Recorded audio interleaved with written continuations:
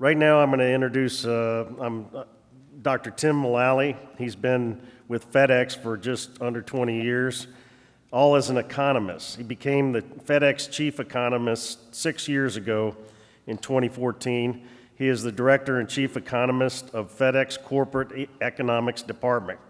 In his role, he's responsible for economic indicators relevant to FedEx and the U.S. economy. Tim provides analysis to senior management on conditions in the economy, transportation, industry, and the energy markets. He also provides feedback on proposed legislation that would impact the transportation industry as well as the economy. Tim is a member of the Blue Chip Survey of Economic Forecasters. He is a graduate of Grand Valley State University and received a master's degree in economics from Western Michigan University. He earned his PhD in economics from Penn State, where he conducted research on the North American Free Trade Agreement. Prior to joining FedEx, Tim taught macroeconomics at Wayne State University in Detroit. Dr. Mullally, thank you for joining us today. We're looking forward to your remarks very much, knowing that we live in interesting times. So ladies and gentlemen, please welcome Dr. Tim Mullally from FedEx.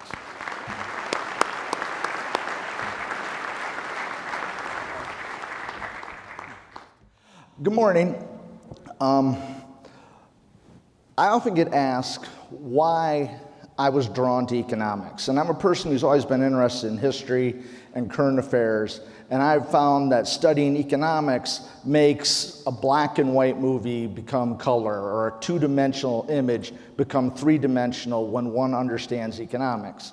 So I often find myself reading about history. And a few years back, I was reading a book on the Berlin airlift. And in that book, I came across a quote from a General William Tooner.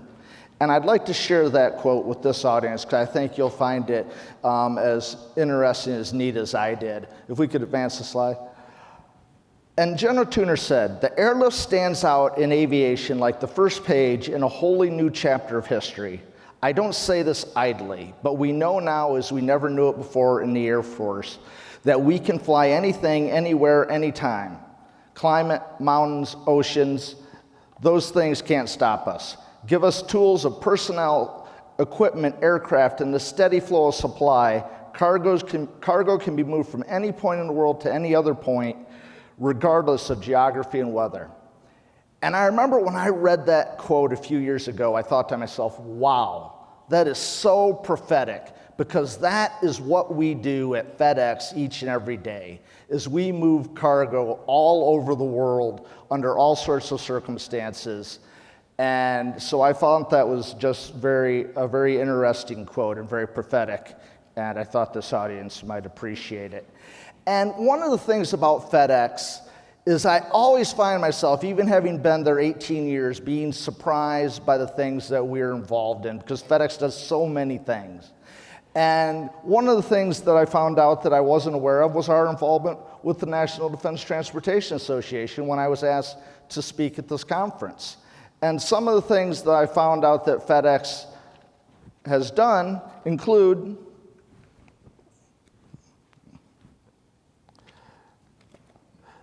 that we've been a member of the Civil Reserve Air Fleet since 1984, that we were responsible for delivering 1/3 of the cargo in Operation Desert Storm, that FedEx operated 424 missions in support of Operation Iraqi Freedom, and since 2008, FedEx has operated over 1,400 missions in support of DoD, Air Mobility Command, and Operations Enduring Freedom. And I find it myself very gratifying to be involved with a company that is helping with our defense of this nation. When I was asked to speak here, I thought, what could I provide as an economist that this crowd would be interested in hearing? My main role at FedEx is to surveil the external economy and the external environment. My old boss who just retired recently referred to me as the economic weatherman for FedEx. And I took that as a big compliment because I know the most popular figures in local news is the weatherman. Because when it's really important, when you really want to know what's going to happen with the weather, perhaps you have to make a trip and they're forecasting snow, or you live along the coast and they're forecasting a tropical storm, and you really want to know, you want a lot more information than you're going to get by just checking your app. You want to see a person talking and explaining and giving you an idea of how the storm is tracking and where it may hit and what is the likelihood of what you're going to have to do, because ultimately you have to make decisions on forecasts.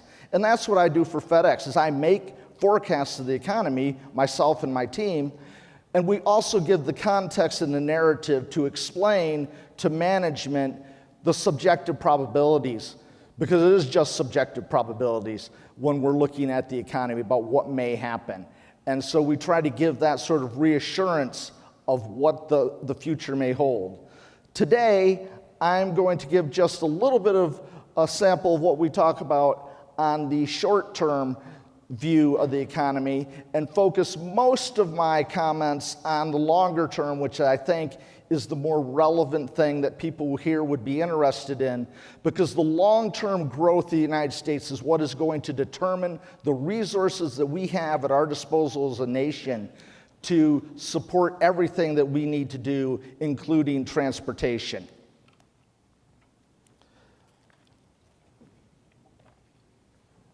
In the near term, this is our forecast for the U.S. economy. As you can see, this year we're calling for 2.3% growth. That's a slowdown from last year's 2.9%, which was the fastest growth that we saw in this current business cycle. So we're slowing down. We're going to slow more next year to 1.8%, which is a little bit below trend growth rate. But the big story right now in the economy is the divergence between the consumer economy and the industrial side of the economy. As you can see from this forecast, the consumers had a really good year last year and are still having a very good this year, and will continue to grow at about trend next year. So the consumers are doing really well, but then our industrial production forecast was booming last year, 3.9, almost 4%, slowing this year to a sub 1%, 0.9 growth rate, about 1.1% next year. What is going on is that the U.S. consumer is in a very good spot. Unemployment, just announced last week, 3.5%, a 50-year low. Wages are rising, unemployment's low, consumer confidence is really good. So even if a person loses their job right now, they feel pretty good about their prospects for finding another job. And the job is the most important thing for most people as far as their economic well-being. Stock market goes down, you still get a job, you got a paycheck, you can pay your bills, you can wait for that to come back. If you lose your job, it's a completely different story. You're in a scramble mode. So the consumers with that job market are doing really well. Businesses, on the other hand, are facing a lot of uncertainty, especially around trade policy. And that is cut back greatly on investment. As investment is cut back, industrial production is cut back. Fortunately, manufacturing is only about 11% of the economy, so in the aggregate, it has not been an overwhelming drag, but it has been an area of a large concern, and that is the basic story in a nutshell about what we're seeing right now in the U.S. economy and how we see it going over the next couple of years. As we turn to the long run,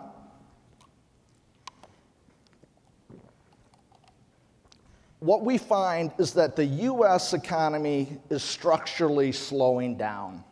If you look at the 60 years from 1947 to 2007, the U.S. economy grew a little bit more than 3% on average.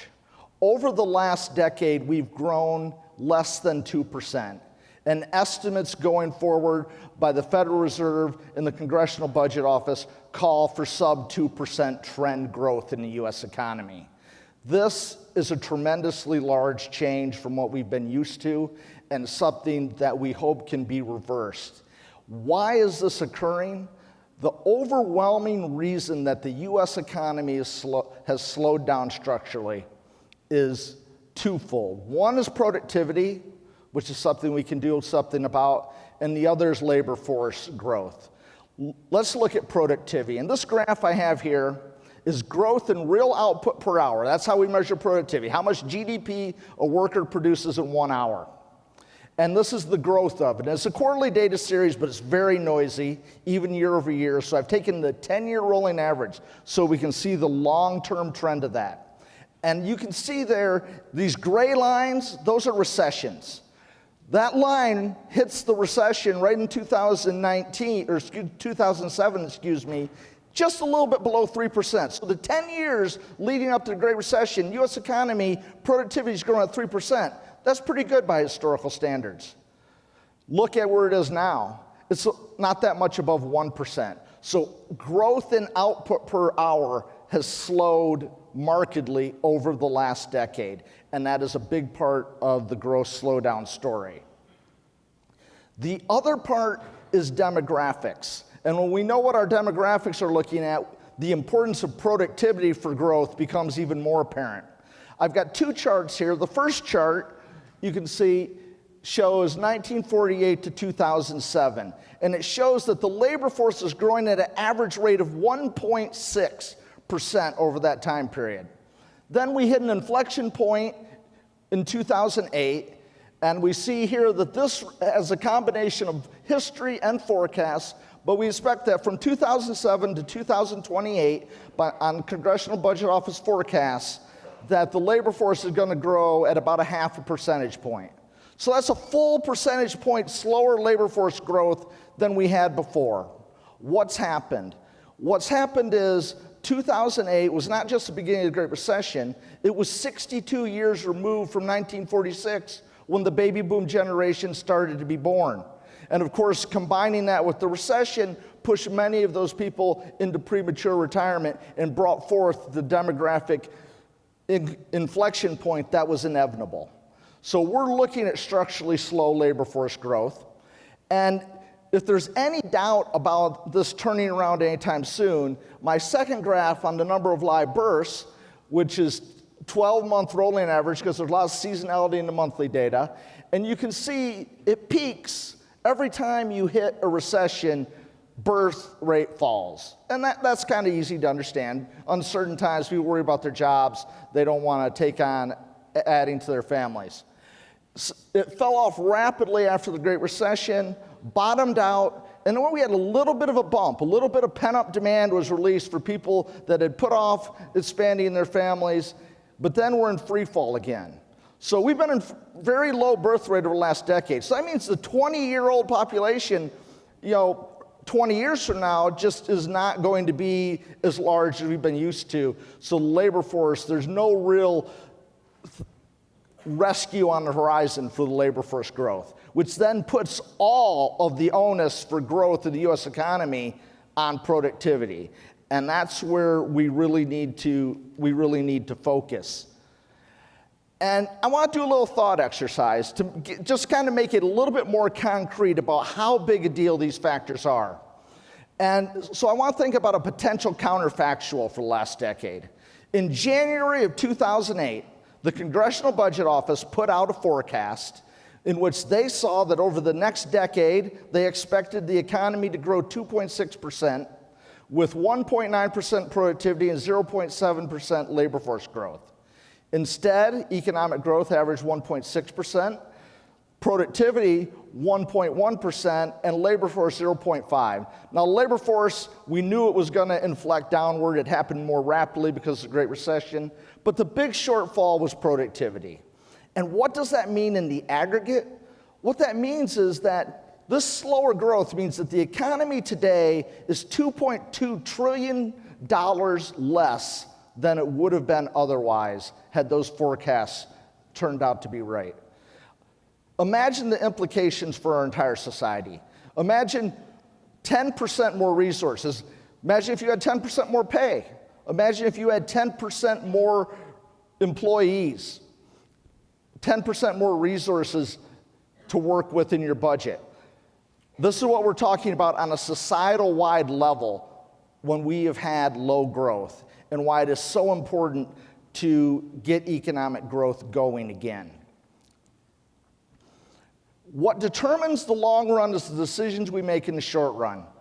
The way I like to think of the economy is in Econ 101, you learn the demand equation. GDP equals consumption plus investment plus government spending.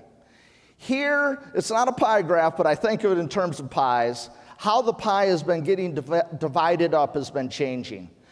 In 1980s, 62% of the US economy was consumption. Over the last decade, that figure has risen to almost 68%. As we've consumed more, we've started to export a lot more to satiate that consumption demand, import a lot more. But also, you can see from this chart that the amount that's going to investment has shrank from 18.5% to 17%, and government spending has shrank from 21% to 18.3% of the economy. And as we'll see, as the government expenditures and GDP have shrank, it has been investment, including infrastructure investment, that has taken the biggest hit of the retrenchment of US government spending. So that's consumption. We've been doing more consumption, and we've also been doing less investment. Here's another way to look at this. This is net business investment as a percentage of gross domestic product. And obviously that is trending down. And this is something that has been a worry to business for quite a long time. And part of the reason that we were seeing this negative trend is because of corporate taxes were too high. Before the recent corporate tax reform was pushed through, we had the highest corporate tax rate in the world. There was just a couple small countries that had higher rates than us. But if anybody that mattered, we had the highest corporate tax rate by far in the world. We passed tax reform. Corporate tax rates now are very competitive, and it's made a difference. This graph right here shows you non-residential fixed investment, what economists call CapEx. And one of the things that you'll really see here is that it was flat in 15, 16. The orange line is the level, the dollar amount, and the purple bars are the quarter-over-quarter growth.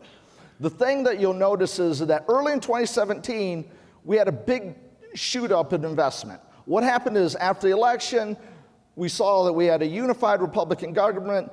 Everybody and their brother thought, okay, that means we're going to get corporate tax reform. Businesses responded with animal spirits, invested more. But then about middle of the year, people started to wonder, well, are they really going to get it done? And so businesses kind of started to pull back a little bit. But lo and behold, by the end of the year, corporate tax reform gets signed. Investment surges in the first and second quarter of 2018. Then we find out that the rhetoric of increasing tariffs was not just rhetoric. We start to see that. We start to see a lot of uncertainty. And so a lot of the benefits that we were getting in the very near term from corporate tax reform start to be canceled out because of uncertainty. And in the most recent quarter, Q2 of 2019, capital spending in the economy actually declined. And that's the weight of uncertainty that businesses are under. Now, in the long run, what we've accomplished with corporate tax reform is the right thing, and it's a good thing, and it will predominate because it's permanently lowered the tax rate. But in the near term, that benefit has been blunted by uncertainty. But we need that investment to increase that productivity. But business investment in and of itself is not enough. You can invest in trucks, but they still have to drive on roads that need to be maintained and that need to be expanded. And so that brings me to the final component of government spending, or of GDP, which is government spending. And here I have a graph that I think is very important to understand. So let me be clear about what I am talking about. This is government spending and GDP, and it's not every dollar the government spends. It's not even most of the dollars the government spends. It's the dollars that government spends on real goods and services in the economy. What do I mean by real goods and services? Police protection, fire protection, military, highway construction, school construction and operation of schools, the Center for Disease Control. All of these are examples of goods and services that the government provides and gets counted as the G, or the government component of GDP. Now, there are a lot of other government outlays, that's what economists call them, that include unemployment compensation, Social Security, Medicare, and Medicaid. And these are considered transfer payments and not part of government spending and GDP. They get accounted for. If I'm unemployed, if I'm out of work, and I get an unemployment check, then I go to the grocery store, I buy groceries, it gets counted as consumer spending. If I'm a retiree and I'm on Medicare, I'll go to the hospital, Medicare will pay for that. Since it's consumer directed, it's considered part of consumer spending. So in this graph, what I have is two different lines, or actually a purple set of bars, which is the current economic cycle's government spending, federal, state, and local all together. And the orange line is a composite of every other business cycle. And they've both been set to 100 at the trough of the business cycle. In this case, Q2 of 2009. So we're a decade removed from this now. And what we'll see is the purple fell off as the economy was growing again. Government pulled back from its counter-cyclical spending, troughed, and then's risen, but basically is about where it was 10 years ago. So the amount of real goods and services that our government is providing is about the same that it was a decade ago. Normally, 10 years on average, we would see that government spending would have grown by over a quarter. So the government spending in this cycle has been much more static than what we are used to seeing. The real goods and services. Obviously, government spending has increased because of these other expenditures. This here is a long-term view, and once again, this is unified government spending, federal, state, and local, as a percentage of GDP. When we look at the purple at the bottom is the real goods and services I was talking about. The orange are the transfer payments, mostly entitlements, and the gray is interest expenditures.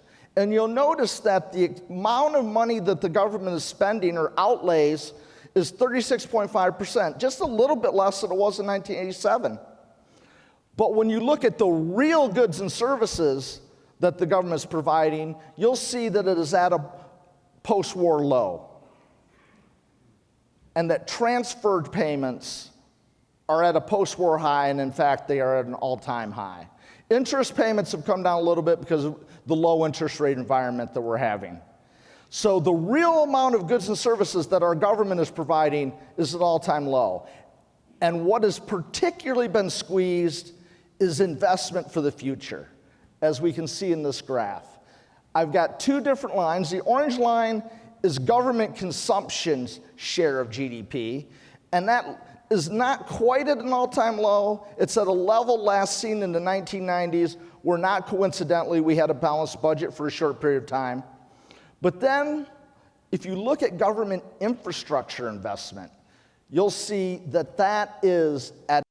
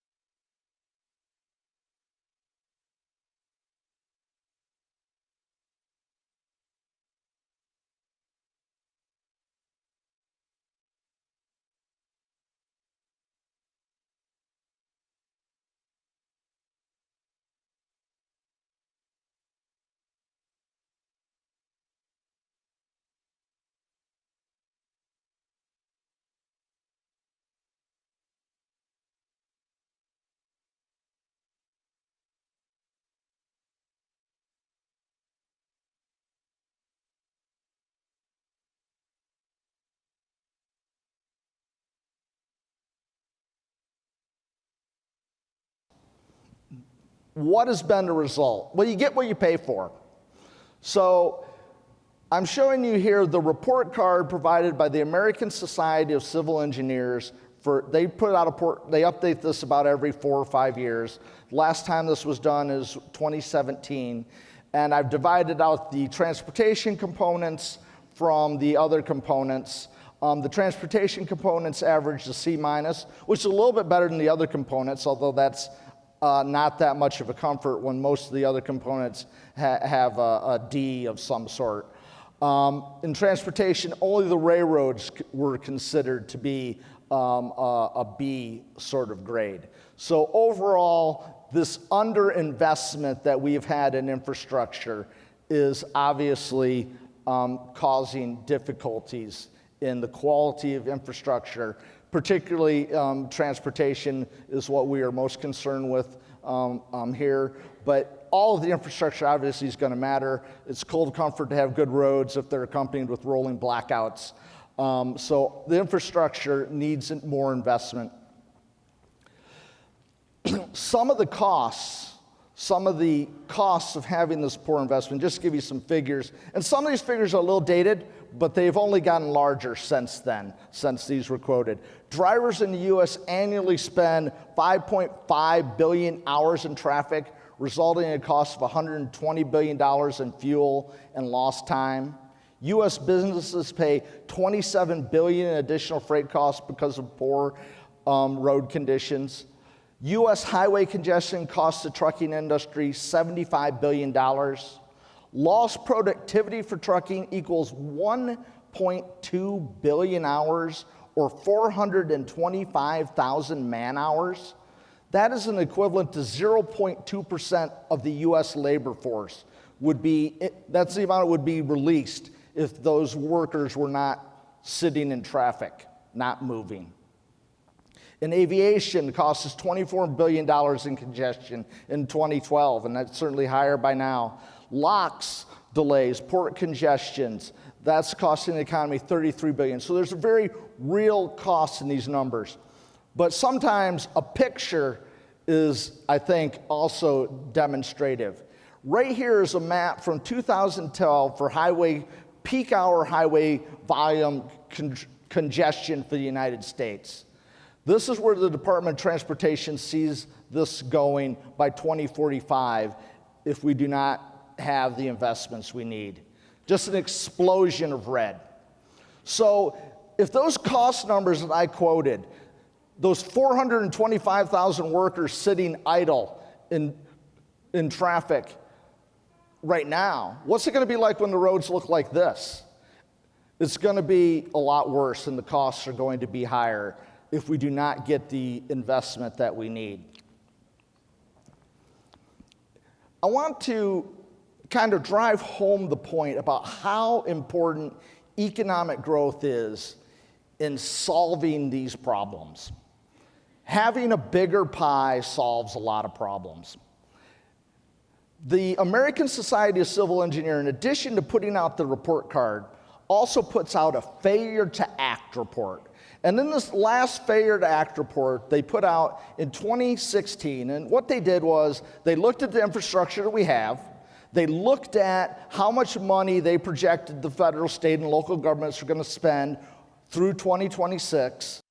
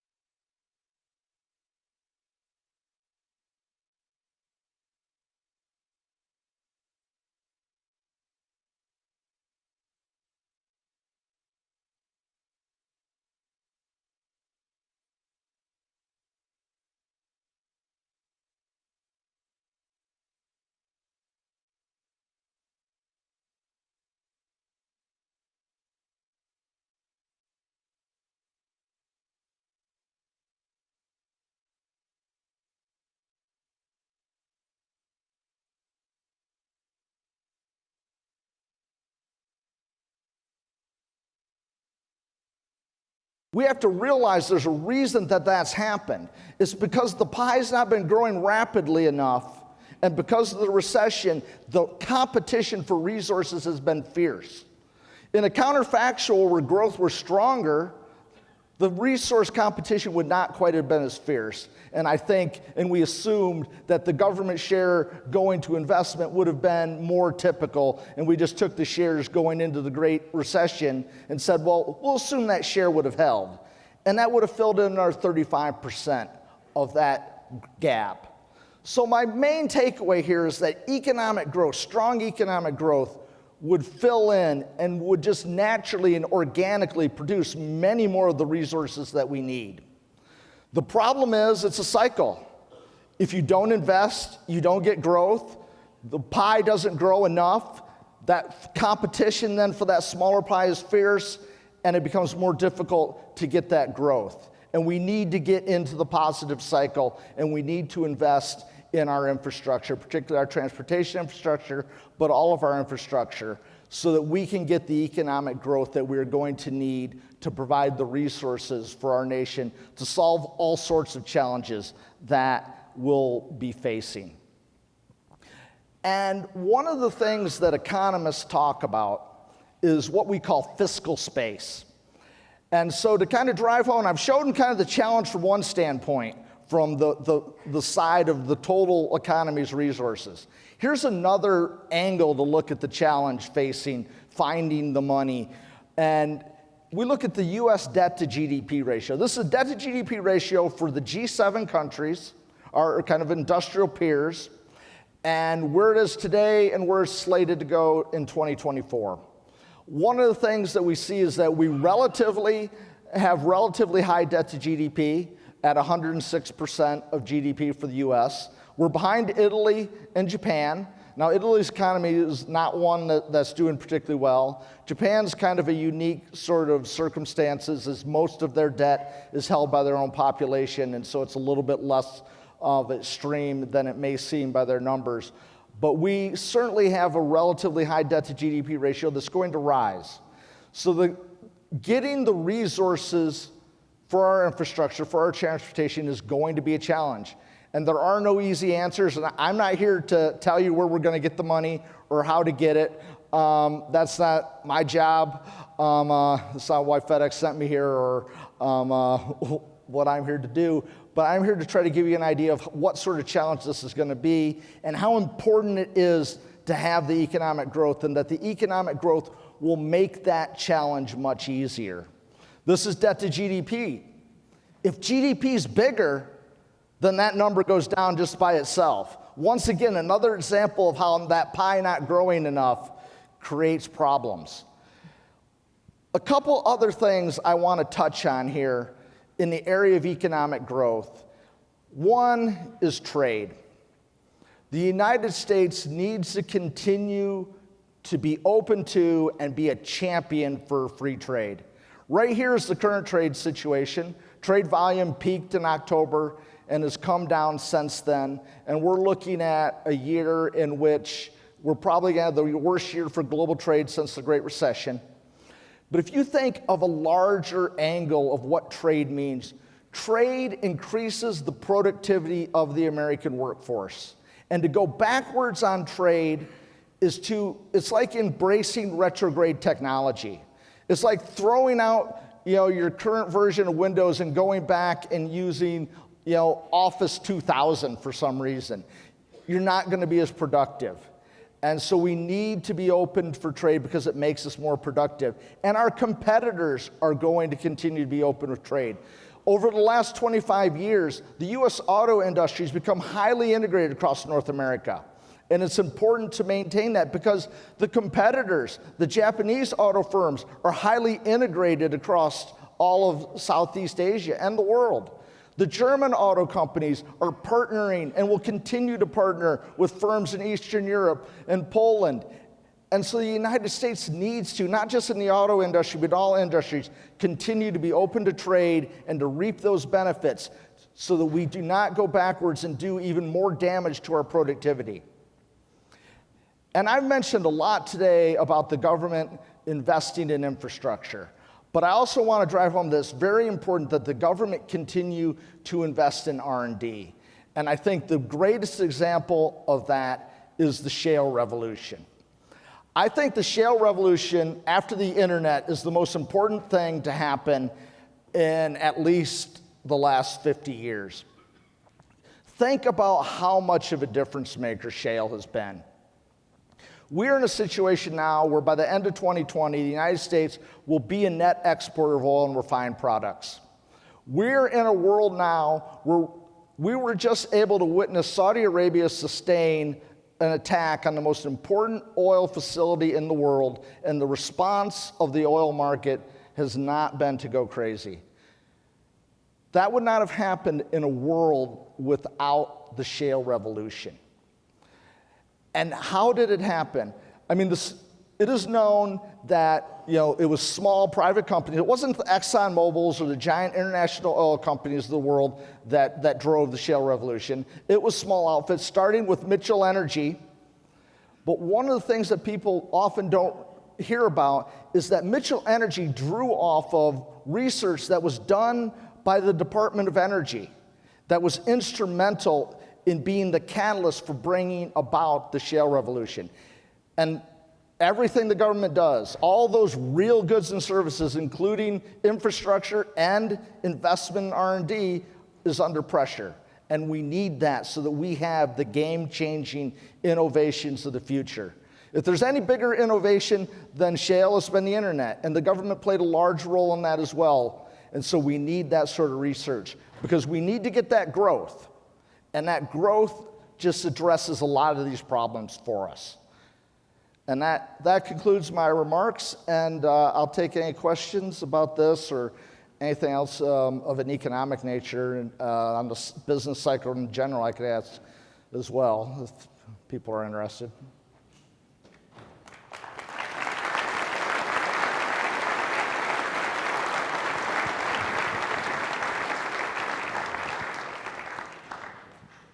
Mr. Mullaly, we do have a question from the audience that came through our app. The question is, you mentioned that corporate tax rates are at a new low, which is encouraging business development, but also that government spending on infrastructure and development is at an all-time low. Is there a correlation between the two? And if not, why? No, I don't think there's a correlation. The business investment and government investment really are complements to one another. And we really have not started to reap the benefits of the tax reform because of the uncertainty right now. But the underspending for investment has been going on for several years, really for a decade. So it very much predates. And I would expect that as you get more private investment, that will create a bigger return for the government to invest. But the problem is that with the budget being under pressure, with that pie not being big enough, what are you going to cut? Well, consumption is part of constituency servant seed, whereas investment are for tomorrow's constituents that do not vote in this year.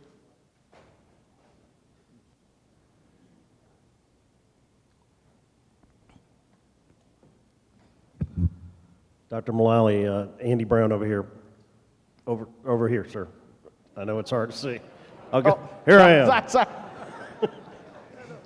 Sir, with regard to the Chinese, and you talked about the trade dilemma and made a strong case to have free trade, and we got to have it, that type of thing. But what kinds of other options would there be other than the tariffs that are in place to kind of control that valve when we're trying to reset the relationship with China and try to get them to comply with, Western standards of trade and things like that? The Trans-Pacific Partnership would have been, I think, a good vehicle to have tried to advance trading norms in that part of the world. And I would hope that some sort of arrangement like that would happen in the future.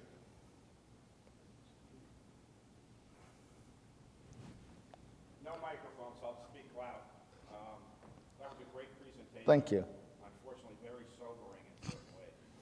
But you raised the point earlier about the drop in productivity being a major factor. Mm-hmm. I know that you presented a chart on transportation-related impacts on that. What are the other major factors contributing to the drop in productivity? Doctor, can you repeat the question for Yeah, everybody? he please? was asking, beyond underinvestment, what are the other factors contributing to slower productivity? And underinvestment is one of the biggest levers that we hold. But this productivity slowdown is to a certain extent, parts of it are a mystery. Part of it is the business cycle. As the labor market's tight now at 3.5%, and over the last couple of years, as the labor market's gotten tighter, things are becoming more productive. And a lot of times the explanation for that is when labor isn't scarce, as it has not been for the last 10 years, for most of the time it's like the business has been in a driver's seat, then you don't have to use your labor resources efficiently. You can just throw more bodies at the problem without being particularly productive about it. Now, people push back on that and they say, because everybody's like, no, we're managing the best we possibly could. But the reality, necessity necessitates things that wouldn't be there otherwise. And now that we're seeing the labor market tight, we are seeing productivity pick up. So a tight labor market of full employment is doing some of that, which we have not had as well. So that's been kind of a catalyst for productivity growth that's been missing for about 7 out of the last 10 years.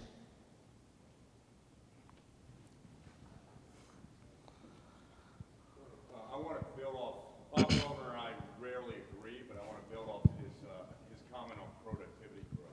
We're in the midst of an IT revolution. Why is that not showing up? I'll skip the Bob Wellner part. We're in the midst of an IT revolution. Why is that not showing up, or would our productivity numbers be even worse in the past decade were it not for the IT revolution? I think about coming to the conference today. I used Uber, booking a flight, using Kayak. There are tons of applications, mapping, et cetera, that would seem to improve productivity in everyday life. On the other hand, we waste untold hours on Facebook and that type of thing. So is that why it's all a wash in the end? Well, I think there's a couple things. One, you said in everyday life, and I think that's a key point. We are able to be much more entrepreneurial with our technology in our everyday life than we are in the workforce. Because what we have in our everyday life is a cavalier attitude towards security. We got Bluetooth and whatever, which is just a great way to get hacked and basically end the world if the right people do the right things.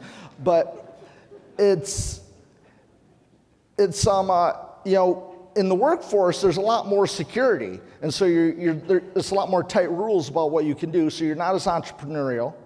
And you also see with the big data, to a large extent, so far, and I say so far because I think things are coming, especially with AI, but so far, much of what's been used with big data is in things that are kind of zero-sum games. So you've got a marketing department, and they go through and they crunch the numbers and they figure out how to basically identify your customer and everything. Well, your competitor's doing the same thing. So if you're both doing the same thing to try to get customers, it kind of cancels out to where you were before the technology existed, where you were just competing in a different way. So I think we will see, especially if artificial intelligence, as we go through and we conquer some of this stuff, increase in productivity. If we can get to self-driving cars, or even just enough improvement that you really cut down a lot of accidents and that sort of things, that would be tremendous improvements. But we haven't implemented them into production processes as much as we've implemented them in the more zero-sum sort of activities. Sir, no one more from the application. Sir, in your opinion, what are the biggest roadblocks toward transportation infrastructure improvement? I think the biggest roadblock is finding a way to pay for it. There are no easy answers. As I think about that, I think there's about 4 ways, basically. The government could cut back on spending something else, and somebody's not going to like that. They could increase taxes, and somebody's not going to like that. And it's also anti-growth. And the bigger pie is a big help. You can borrow the money, which, right now interest rates are low, but our debt to GDP is already very high, and that's a tax on the future. At some point, you've got to raise taxes to pay for that. So, and the final thing is user fees, and people have been very used to not having paid user fees in the past. I mean, and they're being implemented in some places. Every Christmas I drive home to Michigan, or every other Christmas, and the last time I made the trip, I drove over the bridge in Louisville that I've been driving over for the last 18 years. I get home, and 2 weeks later I get a letter in the mail with a bill for driving over the same bridge I've been driving over. And, you know, I was kind of like, okay, you know, I don't want the bridge falling down underneath me. You know, I guess this is what it means.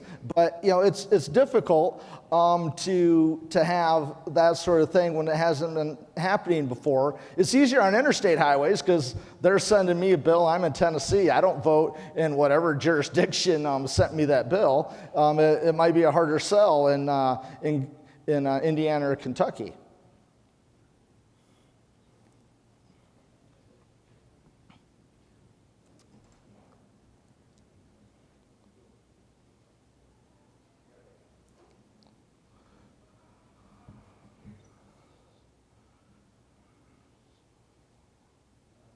In your opinion, is the federal deficit spending contributing to international trade deficit? It's not necessarily the federal deficit by itself. If the federal government were in deficit, but the U.S. households were in surplus, so that our whole society was in surplus, we would have a trade surplus. The trade deficit reflects the fact that both the government and U.S. households together are net borrowers. And when you're a net borrower, you want to consume more than you make. And the only way to consume more than you make is to bring in more from the rest of the world. So the fact that we have a trade deficit is a mathematical requirement of consuming more than you make. And ultimately, the only way to have a trade surplus is on net to consume less than you make and to export it, and then you become a net lender to the people who are buying your stuff.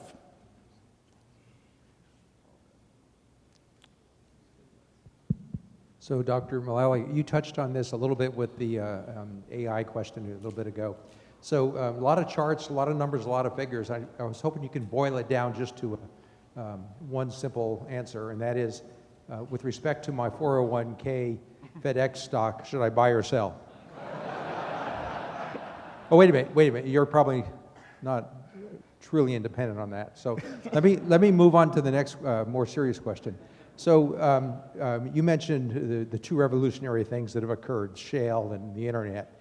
Do you see potential of a disruptive technology, maybe not on that scale, but still major disruptive technology, improving like artificial intelligence, self-driving vehicles, those sorts of things, improving dramatically the productivity? Or do you think we're just going to be that continual either decline or increase? You know, I mean, if autonomous vehicles if they can get that done, I think that would totally change so much. I mean, that would free up about a sixth of the labor force. I'm guessing right there, but it's like a sixth or a seventh of the labor force is involved directly in driving. So that all that labor would be freed up, but also I'm sure that it would be done in a way that would be much more optimizing of the use of the transportation system as well, because everything would be smart and it would be linked. And I think that autonomous will be, when it comes to fruition, will be one of those sort of things, self-driving vehicles. I think we could look at that as on these levels. But then you really look at them and you think, okay, really the internet kind of would be the thing that enabled that, so that kind of grow out of that. But I think that would be a tremendous lift to productivity. And I also think the big data is coming in other ways that will make things more productive as well, as it's applied to more and more production processes. Dr. Mullaly, thanks, sir. Appreciate it very much. My pleasure. Please, everybody.